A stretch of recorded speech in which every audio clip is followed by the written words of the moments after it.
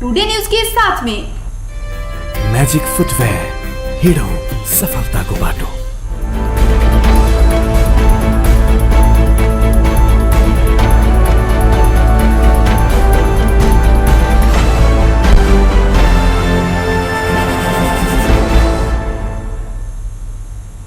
नमस्कार, टुडे न्यूजमा यहाँहरूलाई स्वागत छ। म आशा अधिकारी।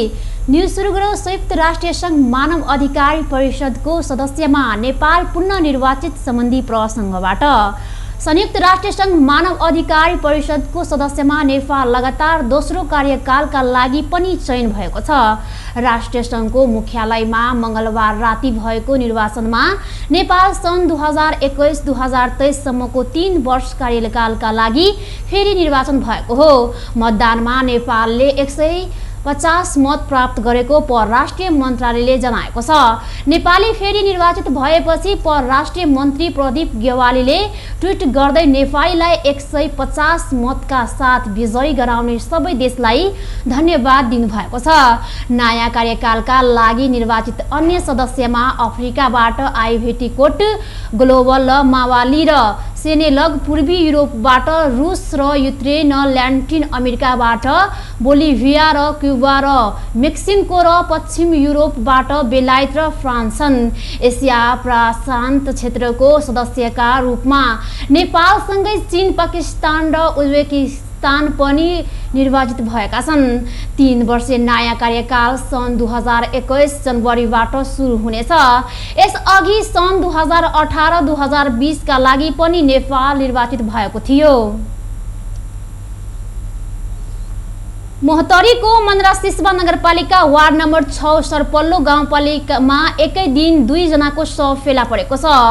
जिल्ला प्रहरी कार्यालय मोहतरीका प्रहरी नायब उपरीक्षक प्रकाश बिष्टका अनुसार मंगलबार एकै दिन स्थानीय 16 वर्षीय सुनिल महतो र 20 वर्षीय खुशबु खातुनको शव झुन्डिएको अवस्थामा फेला परेको हो। सुनिलको शव आफ्नै घरमा झुन्डिएको अवस्थामा फेला परेको हो भने खुशबुको शव उनको घरदेखि 5 मिटर उत्तरमा रहेको आफू बगैँचामा झुन्डिएको अवस्थामा फेला परेको हो। उनीहरू दुवै के कति कारणले झुन्डिए, अवस्था उनीहरूको मृत्यु कसरी भयो भन्ने बारे अनुसन्धान भइरहेको प्रहरीले जनाएको छ। दुवै जनाको शव परीक्षणका लागि जिल्ला अस्पताल जलेश्वर पठाएको छ।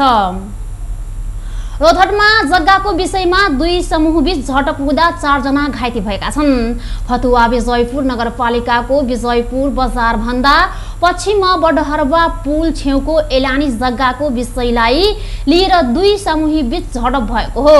झडपमा दुवै समूहका 2 जना घाइते भएका हुन्। एक पक्षका आस मोहम्मद र भन्टु शाह रेखा छन् भने अर्का पक्ष रामचन्द्र यादव र श्याम बाबु यादव रहेका छन्। श्याम बाबु यादव र रामचन्द्र यादवको टाउकोमा गम्भीर चोट लागेकाले हाल एलएससी न्युरो अस्पताल वीरगञ्जमा उपचार भइरहेको छ भने आम मोहम्मद र भन्टु शाह वीरगञ्जबाट उपचारपछि घर फर्किसकेको परिवारले जनाएको छ।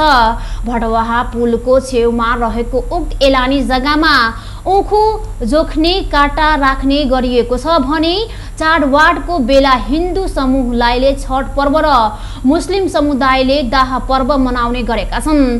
केही व्यक्तिले उक्त जग्गा कब्जा गर्न थालेपछि 2 समूहबीच विवाद प्रहरीले जनाएको छ।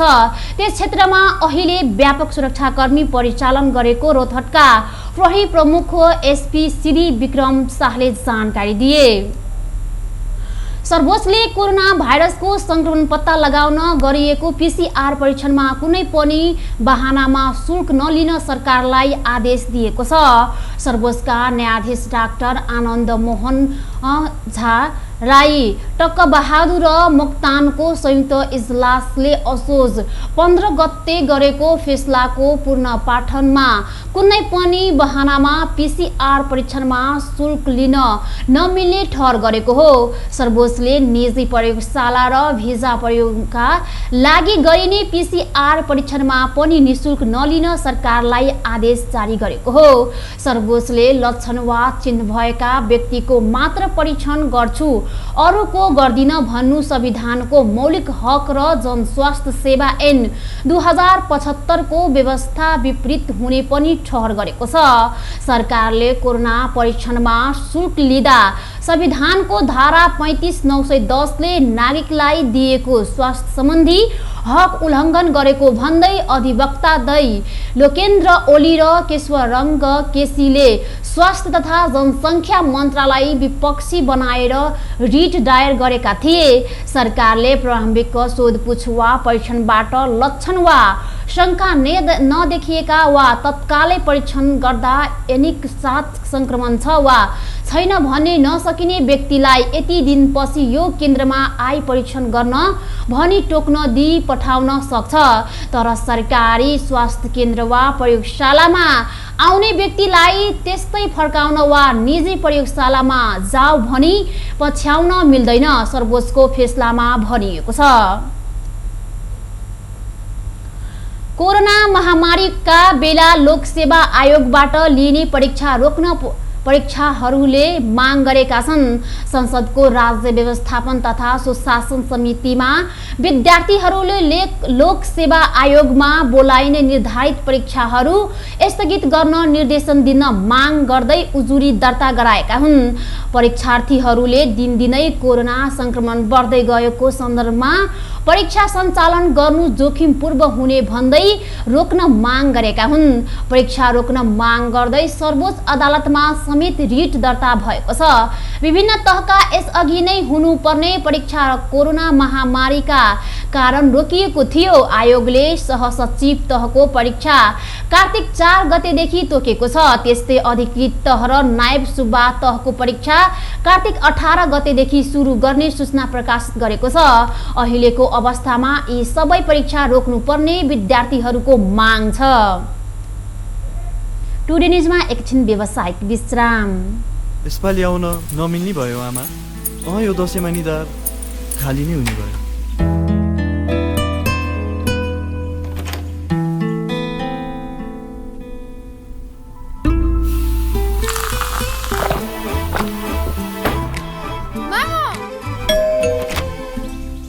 दसैँमा निधार खाली राख्न हुन्न नि बाबु।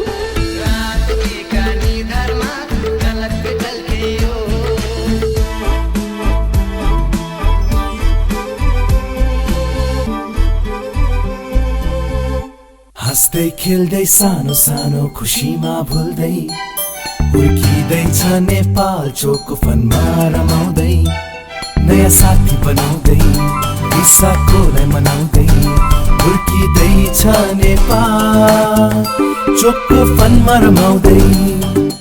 नेपालको सर्वाधिक लोकप्रिय चोकलेटी wafer Choco Fun. Choco Choco Choco Choco Choco Fun. यस डायरीमा मेरा सबै मिठा यादहरू छन्। मेरो हातमा यही फेभरेट ब्याट थियो जब मैले पहिलो पटक इन्टरनेसनल सेन्चुरी बनाए।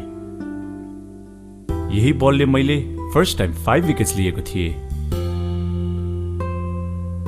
ओडिआई स्टेटस पाउँदाको त्यो क्षण अनि मेरो पहिलो man of the match award पनि। मैले हासिल गरेको अचिभमेन्ट्समा मेरो मेहनत, संघर्ष अनि मलाई साथ दिने मेरा फेभरेट चीजहरू छन्। सफलताको बाटो हिँड्ने ती सबैलाई म्याजिकको सल्युट। म्याजिक फुटवेयर, हिँडौँ सफलताको बाटो। त्यो रातो वाला हैन, हरियो वाला, हरियो वाला। सानो वाला हैन क्या, ठुलो वाला गाडीमा ठुलो वाला। नमस्कार साउजी। नमस्कार। बसौँ न बसौँ। अनि उहाँ चाहिँ मास्टर वाला कि इन्जिनियर वाला? यो कान्छो इन्जिनियर। ए कान्छो इन्जिनियर वाला। अनि किन आउनु भयो होला? सिमेन्ट चाहियो त्यही भएर आइयो। ए ए ए कुन सिमेन्ट? राष्ट्रिय वाला कि अन्तर्राष्ट्रिय वाला? अखण्ड वाला कि मेरुदण्ड वाला? शक्ति वाला कि भक्ति वाला? चुनी वाला कि मनी वाला? ए साउजी, नेपाल गुणस्तर प्रथम अवार्डबाट पुरस्कृत असली ओपिसी सिमेन्ट। ए नो कम्प्रोमाइज वाला शिवम सिमेन्ट। ठीक रोज्नु भयो। नेपाल गुणस्तर प्रथम अवार्डबाट पुरस्कृत असली ओपिसी सिमेन्ट शिवम सिमेन्ट। क्वालिटीको मामलामा नो कम्प्रोमाइज। के पिउ कि कुन चाहिँ वाला? जीवनको हरेक मोडमा छ टिभीएस स्ट्राइकरले दिन्छ सुपर कम्फर्टको आवाज। सुपर भन्दा एक्स्ट्रा सुपर। टिभीएस स्ट्राइकरले दिन्छ 65 किलोमिटर भन्दा बढी सुपर माइलेज। हरेक दिन यात्रा गर्छु म भरोसा लिएर। टिभीएस स्ट्राइकरको सुपर स्टाइलले सारा संसारको आँखा हुन्छ म माथि नै। टिभीएस स्ट्राइकर 125 सीसी सुपर भन्दा एक्स्ट्रा सुपर। नाममै यसको शक्ति छ, नाममै सङ्गीत छ, नाममै पहिचान छ, नाममै यसको जीत। Tansen OPC cement. विश्रामपछि स्वागत छ। अब बाँकी प्रसङ्ग। काठमाडौँ जिल्ला प्रशासन कार्यालयले अत्यावश्यक बाहेकका सबै सेवा स्थगित गरेको छ। जिल्ला प्रशासन कार्यालयले एक सूचना जारी गर्दा अर्को सूचना नआएसम्म अत्यावश्यक बाहेकका सबै सेवा स्थगित गरेको जानकारी दिएको हो। संक्रमणको जोखिम बढेसँगै कार्यालयमा कार्यरत 4 जना कर्मचारीहरूमा समेत कोरोना संक्रमणको पुष्टि भइसकेको साथै सेवाग्राहीको भिडभाड अत्याधिक बढेकाले सो निर्णय गरेको हो। शान्ति सुरक्षा सम्बन्धी सेवा, काठो निवेदन र उजुरी सम्बन्धी सेवा, मुद्दाको सुनवाई सम्बन्धी सेवा र विपद व्यवस्थापन सम्बन्धी सेवा बाहेकका सबै काम कारवाही स्थगित गरेको छ। सूचनामा भनिएको छ कार्यालयबाटै कोभिड-19 को संक्रमण सेवाग्राहीमा समेत फैलिन सक्ने जोखिम रहेका कारण अर्को सूचना नआएसम्मका लागि जिल्ला प्रशासन कार्यालयबाट हाल प्रभाव भइरहेका सेवाहरू तफसिल बमोजिम हुने बेहोरा सम्बन्धी सबैको जानकारीका लागि अनुरोध गरिएको छ। आज पहाडी क्षेत्रको 1-2 ठाउँमा हल्का पानी पर्ने मौसमविदले बताएका छन्। प्रदेश नम्बर 1 बागमती प्रदेश र गण्डकी प्रदेशका पहाडी क्षेत्रका 1-2 ठाउँमा हल्का पानी परे पनि अरू ठाउँको मौसम घाम लाग्ने, बादल लाग्ने मौसम पूर्वानुमान महाशाखाले जनाएको छ। महाशाखाकी मौसमविद शान्ति कडेलका अनुसार बंगालको खाडीमा बनेको शक्तिशाली निम्न चापीय क्षेत्र कमजोर हुँदै भारतको तेलंगानाबाट पश्चिम उत्तरतिर सर्ने क्रममा रहेकाले नेपालमा थोरै प्रभाव पर्नेछ। यसकै प्रभावले आज प्रदेश नम्बर 1 बागमती प्रदेश र गण्डकी प्रदेशका पहाडी क्षेत्रको मौसम आंशिकदेखि सामान्य बदली भई 1-2 ठाउँमा हल्का पानी पर्ने भएको छ। यस्तै राति प्रदेश नम्बर 1 बागमती, गण्डकी र लुम्बिनी प्रदेशका केही ठाउँमा आंशिकदेखि सामान्य बदली तथा देशका बाँकी क्षेत्रमा आंशिक बदली रहने महाशाखाले जनाएको छ। प्रदेश नम्बर 1 बागमती प्रदेश र गण्डकी प्रदेशका 1-2 ठाउँमा भने हल्का पानी पर्ने सम्भावना छ। अब अन्तर्राष्ट्रिय प्रसङ्ग।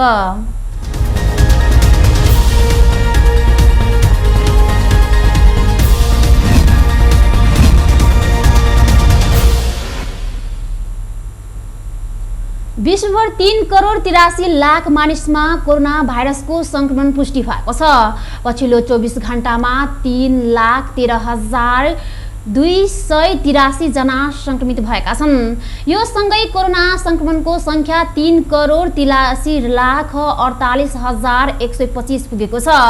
संक्रमित मध्ये 2 करोड 88 लाख 40 हजार भन्दा बढी निको भएका छन्। पछिल्लो 24 घण्टामा 2,47,977 जना संक्रमण मुक्त भएका छन्। यस्तै पछिल्लो 24 घण्टामा 5,008 जनाको मृत्यु भएको छ। यो सँगै बुधबार बिहान यो समाचार तयार पार्दासम्म कोरोनाले मृत्यु हुनेको संख्या 10,90,225 पुगेको छ। सबैभन्दा धेरै संक्रमित भएको अमेरिकामा संक्रमितको संख्या 80,90,000 पुगेको छ। दोस्रो धेरै संक्रमित भएको मुलुक भारतमा संक्रमितको संख्या 62,37,000 नागेको छ। यस्तै ब्राजिलमा संक्रमितको संख्या 51,14,000 पुगेको छ। ब्राजिलमा विश्वमा तेस्रो धेरै संक्रमण भएको मुलुक हो। कोरोना भाइरसकै संक्रमणबाट युरोपियन मुलुक रुमा 2,33,000 जनाको मृत्यु भएको छ। 62,55,198 जना संक्रमित भएकोमा 30,68,576 जना संक्रमणमुक्त भएका छन्। हवस् त यसका साथै टुडे न्युज अहिलेको लागि सकियो। हाम्रो अर्को बुलेटिन लिएर पुनः उपस्थित हुने नै छौँ।